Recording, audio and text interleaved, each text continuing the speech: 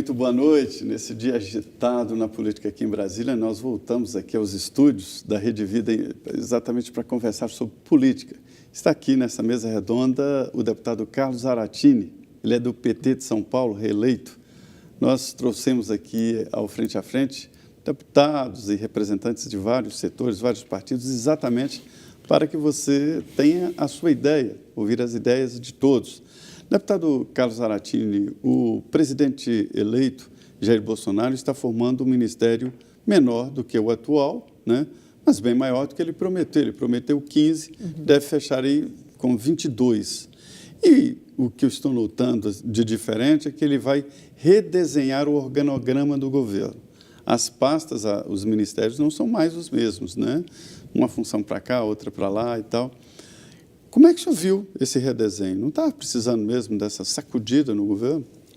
Não, é evidente que sempre é bom você reorganizar, né? E principalmente um novo governo que assume, ele tem uma visão diferente, até porque ele tem objetivos, muitas vezes, diferentes. Então, você vê, ele criou um super ministério da economia, né? Onde ele terceirizou esse setor importante para o Paulo Guedes. Né? Então, Paulo Guedes é o responsável de tudo aquilo ali. Banco do Brasil, Caixa, Banco Central, Planejamento, Indústria e Comércio, tal. Então, é um super ministro da Economia. Né? E se der errado, ele já resolve demitindo esse e já tirou a culpa dele, porque ele falou, não, dei tanta coisa para esse cara que agora ele tem responsabilidade.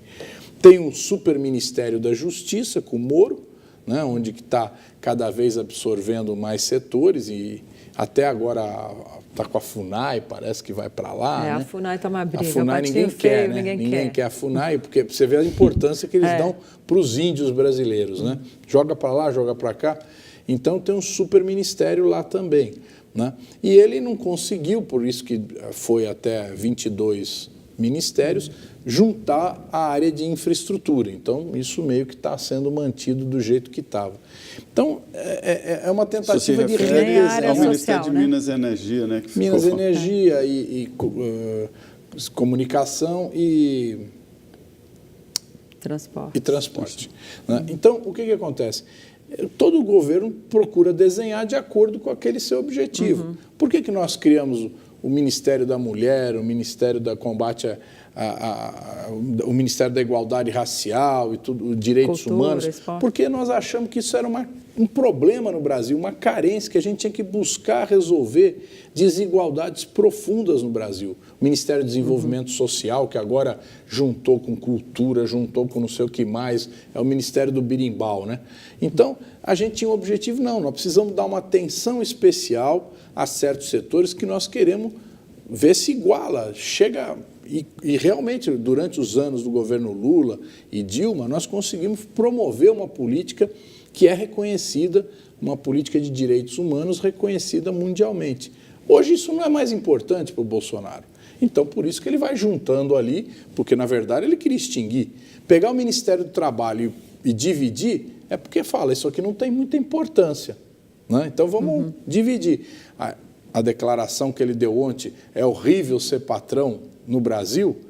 E empregado, então, como é que é? Será que é bom?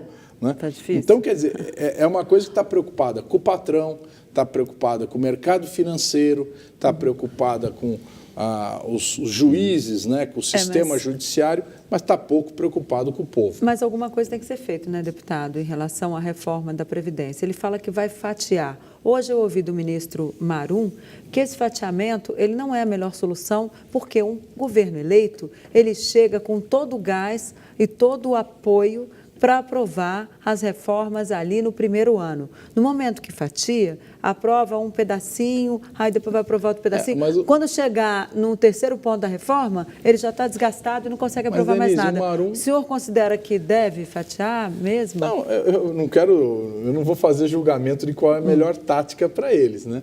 Mas o fato é que fazer tudo numa paulada só, como o Temer queria, também não deu certo. Mas não deu certo porque vieram as denúncias do Janot contra o presidente. Ele teve que usar o capital político para sobreviver e não pôde aprovar as reformas. Isso é uma lenda. Ninguém queria votar aquela reforma. antes de acontecer o caso da JBS, já tinha uma resistência muito grande.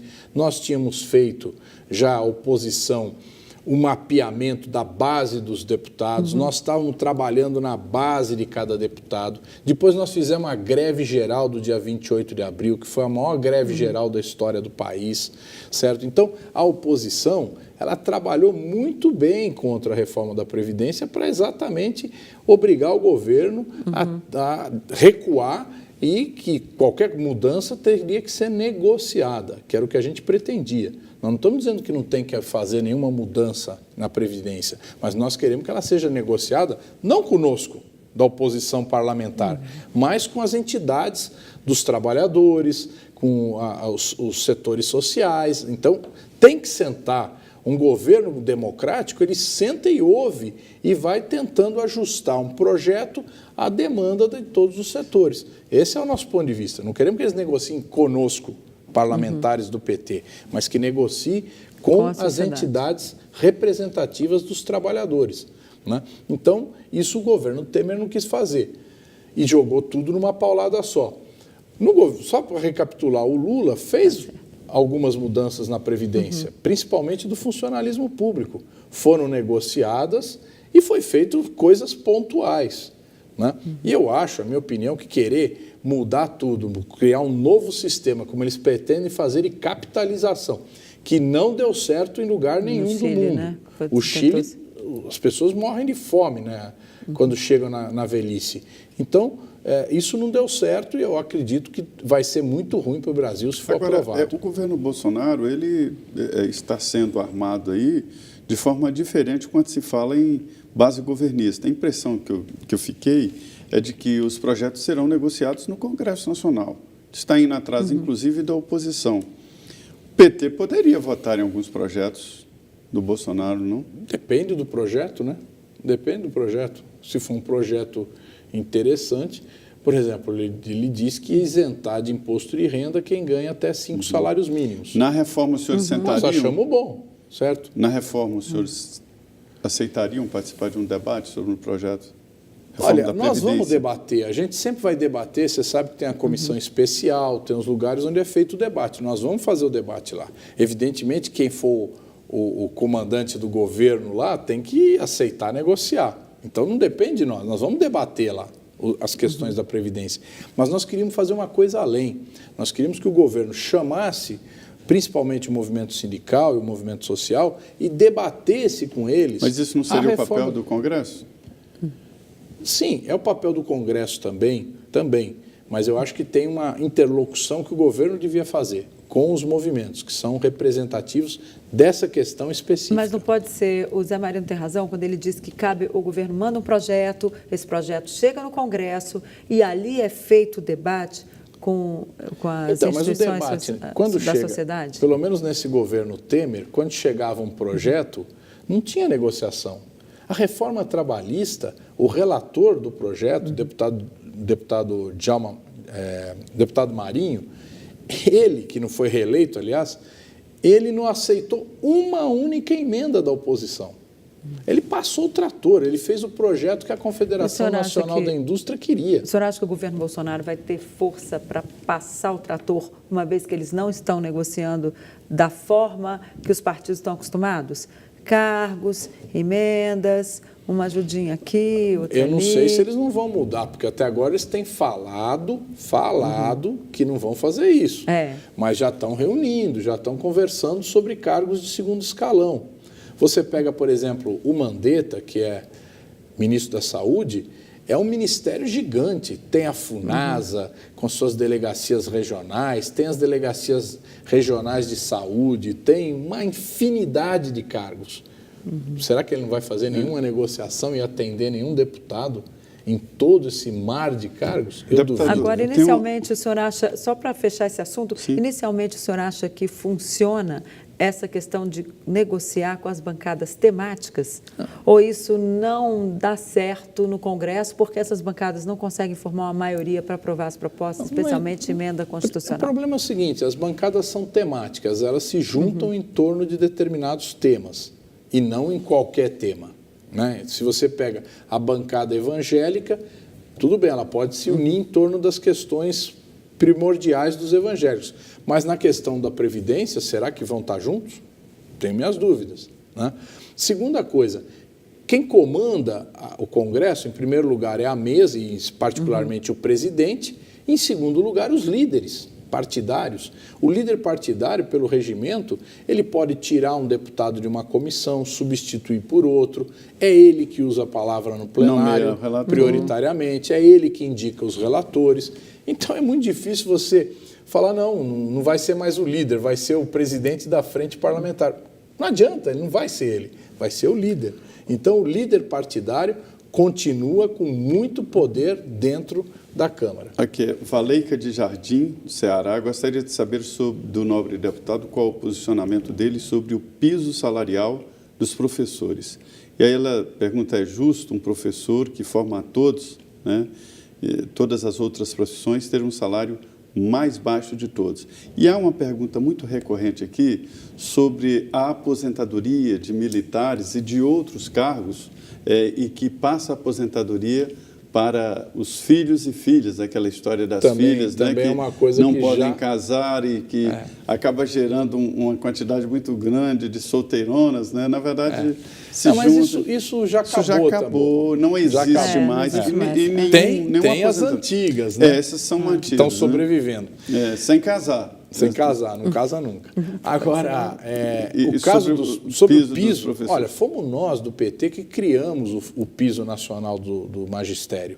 E nós queremos preservar isso aí, porque é uma política boa, é uma política que valoriza a educação, valoriza o professor e a professora.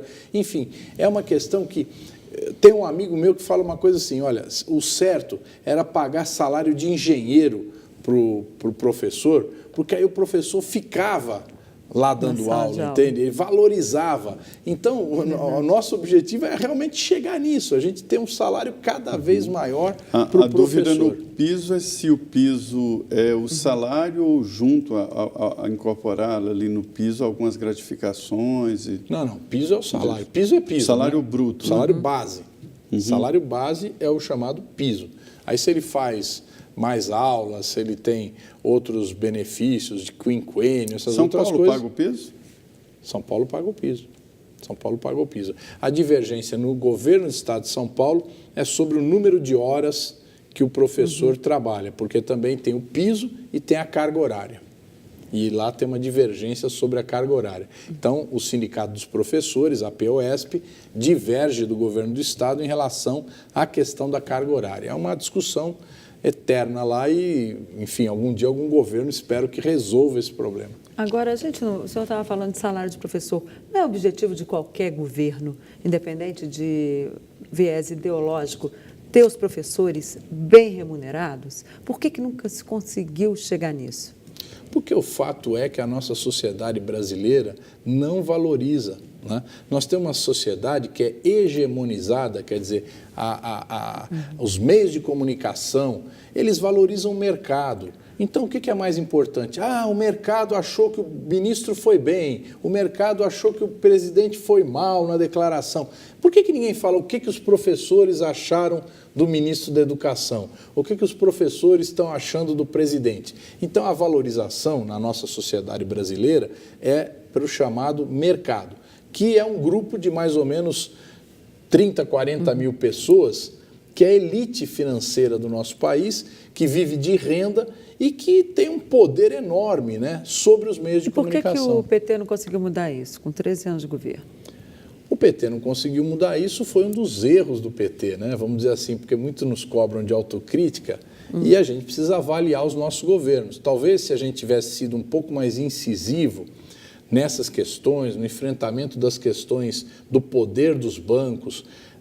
Você vê, no Brasil tem 5 bancos, né?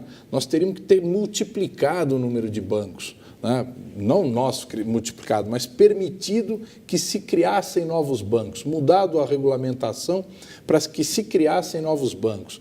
Nós deveríamos ter feito uma política de comunicação que não é de censurar os meios de comunicação, mas de favorecer que novos meios de comunicação pudessem surgir, principalmente regionalmente. Então, se você for ver Recife, que é uma cidade grande, Lá praticamente não tem uma programação televisiva própria, é tudo rede, né? Quando nós temos que ter uma política de valorizar a cultura local. Então isso o PT fez pouco, quase nada, e no caso também do sistema financeiro nós atuamos pouco. Então nós temos muita autocrítica a ser feita sobre o nosso governo. Bom, vamos voltar nesse assunto de autocrítica em 2 minutos. Nós estamos aqui hoje ao vivo com o vice-líder do PT, deputado Carlos Aratini, de São Paulo. Vamos fazer um intervalinho de 2 minutos. Não sai daí, a gente volta rapidinho.